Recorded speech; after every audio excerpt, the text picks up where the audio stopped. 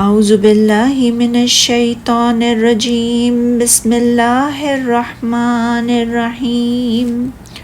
وقاتلوا فی سبیل اللہ الذین یقاتلونکم ولا تعتدوا ان اللہ لا يحب المعتدین وَاقْتُلُوهُمْ حَيْثُ ثَقِفْتُمُوهُمْ وَأَخْرِجُوهُمْ مِنْ حَيْثُ أَخْرَجُوكُمْ وَالْفِتْنَةُ أَشَدُّ مِنَ الْقَتْلِ وَلَا تُقَاتِلُوهُمْ عِنْدَ الْمَسْجِدِ الْحَرَامِ حَتَّى يُقَاتِلُوكُمْ فِيهِ فَإِنْ قَتَلُوكُمْ فَاقْتُلُوهُمْ كَذَلِكَ جَزَاءُ الْكَافِرِينَ فَإِنْ انْتَهَوْا فَإِنَّ اللَّهَ غَفُورٌ رَحِيمٌ وَقَاتِلُوهُمْ حَتَّى لَا تَكُونَ فِتْنَةٌ وَيَكُونَ الدِّينُ لِلَّهِ فَإِنْ انْتَهَوْا فَلَا عُدْوَانَ إِلَّا عَلَى الظَّالِمِينَ۔ اور تم اللہ کی راہ میں ان لوگوں سے لڑو، جہاد کرو جو تم سے لڑتے ہیں، اور تم زیادتی نہ کرو، بے شک اللہ زیادتی کرنے والوں کو پسند نہیں کرتا۔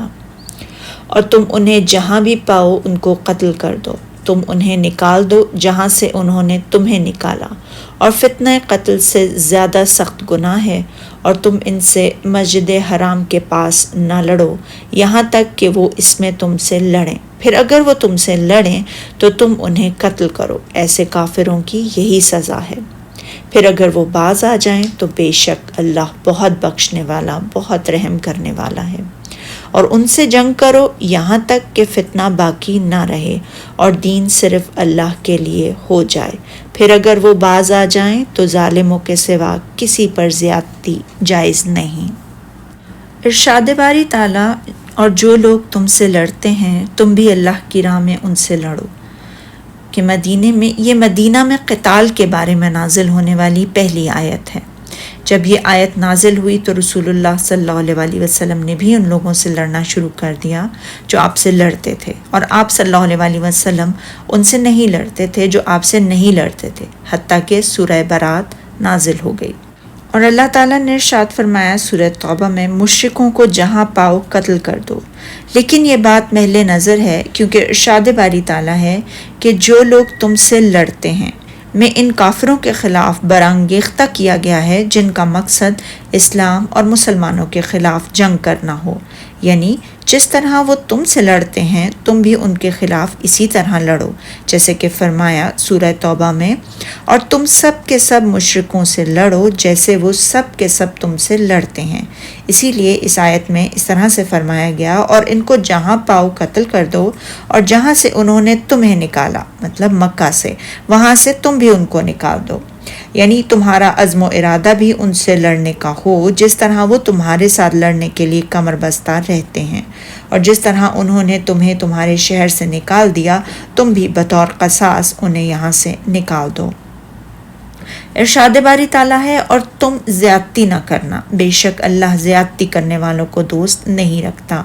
یعنی اللہ تعالیٰ کے راستے میں جہاد تو کرو مگر کسی سے زیادتی نہ کرو۔ زیادتی کے مفہوم میں بھی یہ شامل ہے کہ ان امور کا ارتکاب کیا جائے جن سے اللہ تعالیٰ نے منع فرمایا ہے، جیسے امام حسن بصری فرماتے ہیں، جیسے مسئلہ کیا جائے یا چوری و خیانت کی جائے، عورتوں، بچوں اور ان بوڑھوں کو قتل کیا جائے جن کی کوئی رائے یا جنگ میں کوئی حصہ نہ ہو، تارک دنیا اور گوشہ نشینوں کو قتل کر دیا جائے، درختوں کو جلا دیا جائے، اور بغیر کسی مصلحت کے جانوروں کو قتل کر دیا جائے۔ رسول اللہ صلی اللہ علیہ وسلم نے فرمایا، اللہ کے نام کے ساتھ اللہ کے راستے میں جہاد کرو، جو اللہ کے ساتھ کفر کرے اس سے لڑو، جہاد کرو لیکن خیانت نہ کرو، نہ عہد شکنی کرو، نہ مسئلہ کرو، نہ بچوں اور گرجاؤں والوں کو قتل کرو۔ صحیح بخاری مسلم میں حضرت ابن عمر رضی اللہ تعالیٰ عنہ سے روایت ہے کہ رسول اللہ صلی اللہ علیہ وسلم کے بعض غزوات میں ایک عورت مقتول پائی گئی تو رسول اللہ صلی اللہ علیہ وسلم نے عورتوں اور بچوں کے قتل سے منع فرما دیا۔ جہاں جہاد بھی چونکہ انسانی جانوں کا خاتمہ اور مردوں کو قتل کرنا ہے، اسی لیے اللہ تعالیٰ نے فرمایا کہ کافر جو اللہ تعالیٰ کے ساتھ کفر و شرک کرتے ہیں اور اس کی راہ سے روکتے ہیں تو یہ قتل سے بھی بڑھ کر شدید اور سنگین جرم ہے۔ اسی لیے فرمایا اور کفر و شرک کا فساد قتل و خون ریزی سے کہیں بڑھ کر ہیں۔ اور ارشاد باری تعالیٰ ہے کہ اور مسجد محترم میں خانہ کعبہ کے پاس تم ان سے نہ لڑو، جیسے کہ صحیح بخاری اور مسلم میں ہے کہ اس شہر کو اللہ تعالیٰ نے اسی دن سے محترم قرار دیا ہے جس دن آسمانوں اور زمینوں کو پیدا فرمایا، تو یہ اللہ تعالیٰ کی محترم قرار دینے کی وجہ سے قیامت تک محترم ہے۔ مجھ سے پہلے کسی کے لیے اس میں لڑائی کرنا حلال نہ تھا، اور میرے لیے بھی دن کی صرف ایک گھڑی میں لڑنا حلال قرار دیا گیا تھا، چنانچہ یہ اللہ تعالیٰ کی محترم قرار دینے کی وجہ سے قیامت تک محترم ہے، اور اس کے کانٹوں کو نہ کاٹا جائے اور نہ اس کے شکار کو بھگایا جائے اور نہ اس کی گری پڑی چیز کو اٹھایا جائے، مگر جو اس کا اعلان کرے اور اس کی گھاس بھی نہ کاٹی جائے۔ اور ایک روایت میں ہے کہ اگر کوئی شخص رسول اللہ صلی اللہ علیہ وسلم کے قتال کو بطور دلیل پیش کرے تو اس سے کہہ دو کہ اللہ نے اپنے رسول کو تو اجازت عطا فرما دی تھی مگر تمہیں اس کی اجازت نہیں ہے۔ رسول اللہ صلی اللہ علیہ وسلم کا اشارہ فتح مکہ کے دن اہل مکہ سے لڑنے کی طرف تھا۔ آپ نے مکہ کو زبردستی فتح کیا تھا اور مکہ کے چند باشندے بھی خندامہ کے ساتھ مارے گئے تھے۔ آپ نے یہ فرمایا کہ مکہ کے لوگوں کو امن عطا فرما دیا تھا۔ جو ابو سفیان کے گھر میں داخل ہو جائے وہ امن میں ہے، اور جس نے اپنے دروازے کو بند کر لیا وہ بھی امن میں ہے، اور جو مسجد الحرام میں داخل ہو جائے وہ بھی امن میں ہے۔ اور ارشاد باری تعالیٰ ہے یہاں تک کہ وہ تم سے اس مسجد محترم کے پاس لڑیں، پھر اگر وہ تم سے لڑیں تو تم ان کا قتل کر ڈالو۔ کافروں کی یہی سزا ہے۔ اللہ تعالیٰ فرماتا ہے کہ تم ان سے مسجد حرام کے پاس نہ لڑو، ہاں البتہ اگر وہ خود لڑائی کا آغاز کریں تو ان سے لڑائی کر سکتے ہو اور حملہ آور کو مار بھگا سکتے ہو، جیسا کہ نبی اکرم صلی اللہ علیہ وسلم نے حضرات صحابہ کرام سے حدیبیہ کے دن درخت کے نیچے قتال پر بیعت لی تھی، جبکہ قریشیوں نے اور ان کے اس سال کے حلیف خاندان ثقیف اور حبشہ کے لوگوں نے آپ کے خلاف یورش کی تھی۔ پھر اللہ تعالیٰ نے ان دونوں گروہوں کے مابین قتال کو روک دیا اور فرمایا سورہ فتح میں، اور وہ اللہ ہی تو ہے جس نے تم کو ان کافروں پر فتح یاب کرنے کے بعد وادی مکہ میں ان کے ہاتھ تم سے اور تمہارے ہاتھ ان سے روک دیے، اور فرمایا سورہ فتح میں اگر ایسے مسلمان مرد مسلمان عورتیں نہ ہوتی جن کو تم جانتے نہ تھے، اگر تم ان کو پامال کر دیتے تو تم کو ان کی طرف سے بے خبری میں نقصان پہنچ جاتا، تو ابھی تمہارے ہاتھ سے فتح ہو جاتی، مگر تاخیر اس لیے ہوئی کہ اللہ اپنی رحمت میں جس کو چاہے داخل کرے، اور اگر وہ مومن اور کافر الگ الگ ہو جاتے تو جو ان میں کافر تھے ان کو ہم دکھ دینے والا عذاب دیتے۔ ارشاد باری تعالیٰ ہے پھر اگر وہ باز آ جائیں تو اللہ بخشنے والا اور رحم والا ہے، کہ معنی یہ ہیں کہ اگر وہ حرم میں قتال کو ترک کر دیں، اسلام کی طرف رجوع کر کے توبہ کر لیں تو اللہ تعالیٰ ان کے گناہوں کو معاف فرما دے گا۔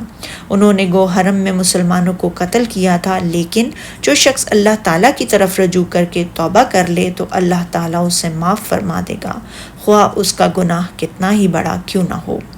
پھر اللہ تعالیٰ نے اس وقت تک کافر سے قتال کا حکم دیا ہے جب تک فتنہ نیست و نابود نہ ہو جائے، اور فتنے سے یہاں شرک مراد ہے۔ اور ارشاد باری تعالیٰ ہے اور زمین میں اللہ ہی کا دین ہو جائے، یعنی اللہ تعالیٰ کا دین تمام دینوں پر غالب آ جائے، جیسے کہ رسول نبی اکرم صلی اللہ علیہ وسلم سے دریافت کیا گیا ایک شخص شجاعت کے لیے یا حمیت کے لیے یا ریاکاری کے لیے لڑائی کرتا ہے تو ان میں سے اللہ کے راستے میں کون لڑتا ہے؟ تو فرمایا جو اس کے لیے لڑے تاکہ اللہ کا کلمہ سر بلند ہو تو وہ اللہ تعالیٰ کے راستے میں لڑتا ہے۔ اور ایک دوسری روایت ہے آپ صلی اللہ علیہ وسلم نے فرمایا مجھے حکم دیا گیا ہے کہ میں لوگوں سے قتال کروں حتیٰ کہ وہ لا الہ الا اللہ کا اقرار کر لیں، اور جب وہ اس کا اقرار کر لیں تو مجھ سے اپنے خونوں اور مالوں کو بچا لیں گے، اللہ یہ کہ اس کلمہ یا اسلام کی وجہ سے کوئی حق ہو اور اسے پامال کر دیا جائے، اور ان کا حساب اللہ تعالیٰ کے سپرد ہے۔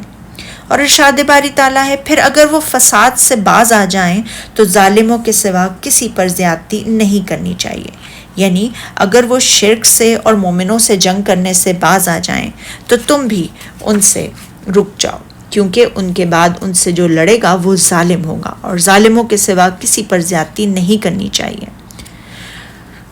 اس آیت کریمہ کا مفہوم یہ ہے کہ اگر وہ باز آ جائیں تو وہ گویا ظالم یعنی شرک سے باز آ گئے، لہٰذا اس کے بعد ان پر کوئی زیادتی نہ کی جائے، اور زیادتی سے یہاں مراد انہیں سزا دینا اور ان سے جنگ کرنا ہے،